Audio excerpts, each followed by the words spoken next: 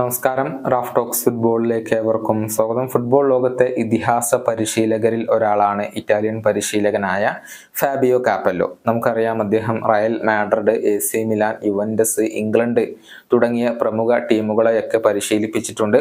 മാത്രമല്ല, അദ്ദേഹം ഇറ്റലിയുടെ ദേശീയ ടീമിനു വേണ്ടിയും യുവന്റസിന് വേണ്ടിയും ഒക്കെ ദീർഘകാലം കളിക്കുകയും ചെയ്തിട്ടുണ്ട്. കഴിഞ്ഞ ദിവസം ലോറിസ് അവാർഡ് ദാന ചടങ്ങിൽ ഇദ്ദേഹം പങ്കെടുത്തിരുന്നു. ഫുട്ബോൾ ചരിത്രത്തിലെ ജീനിയസ് ആയ താരങ്ങളെ കുറിച്ച് അവിടെ ഒരു ചർച്ച നടന്നിരുന്നു. കാപ്പല്ലോ ഇക്കാര്യത്തിൽ തന്റെ അഭിപ്രായം രേഖപ്പെടുത്തിയിട്ടുണ്ട്. Lionel Messi, Pele, Maradona, Ronaldo Nazario എന്നിവരെയാണ് അദ്ദേഹം ജീനിയസ് ആയ താരങ്ങളുടെ പട്ടികയിൽ ഉൾപ്പെടുത്തിയിട്ടുള്ളത്. ക്രിസ്ത്യാനോ റൊണാൾഡോയെ അവഗണിച്ചതിന്റെ കാരണവും അദ്ദേഹം വിശദമാക്കിയിട്ടുണ്ട്.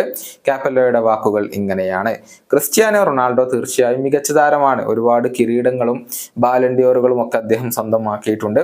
പക്ഷെ മുൻപ് ഞാൻ പറഞ്ഞതുപോലെ ലയണൽ മെസ്സിയെ പോലെയാവാൻ ക്രിസ്ത്യാനോ റൊണാൾഡോക്ക് കഴിഞ്ഞിട്ടില്ല. റൊണാൾഡോ ഒരു മികച്ച ഗോൾ സ്കോറർ ആണ്, പക്ഷെ മെസ്സി ജീനിയസ് ആണ്. ലയണൽ മെസ്സിയുടെ കളി ഞാൻ ആദ്യമായി കണ്ടപ്പോൾ അത്ഭുതപ്പെട്ടു.